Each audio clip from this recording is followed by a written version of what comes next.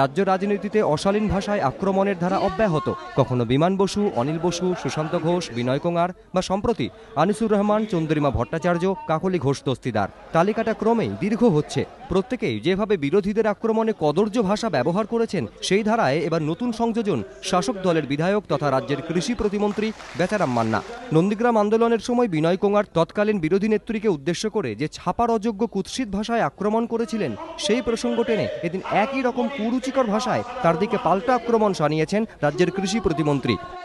আমরা জীবন নন্দীগ্রামে আন্দোলনের সময় দেখেছিলাম বিনয় কোঙারের মতো অপদার্থ নেতা, তিনি বলেছিলেন যে নন্দীগ্রামে এলে সেখানকার মহিলারা, আমরা বলতাম যে আমরাও যাব বিনয় কোঙারের পাড়াতে, তার বৌমা, তার বাড়ির মেয়েরা কেমন ভাবে আমরা দেখব। শুধু তাই নয়, কৃষক আত্মহত্যা প্রসঙ্গেও এদিন সিপিএম এর বিরুদ্ধে কুৎসার অভিযোগ তুলেছেন তিনি। ভাগাড়ের গায়ে বড় বড় গাছ থাকে, শকুন বসে থাকে, কেন? কখন মোড়া গরু করবে, তারপর তার মাংস খাবে।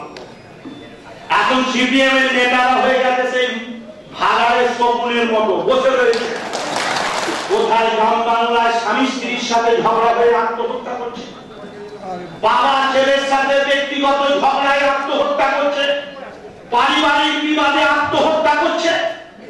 এই মৃতদেহ খুঁজে বার করে কৃষক বলে চালাবার চেষ্টা করছে, ওই শকুনের মতো তারা খুঁজছে কোথাও বিকাশও পায় না।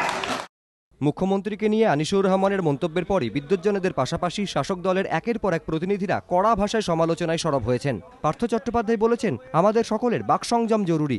সুব্রত মুখোপাধ্যায় নিদান দিয়েছেন, এর উপযুক্ত সাজা গণথুতু।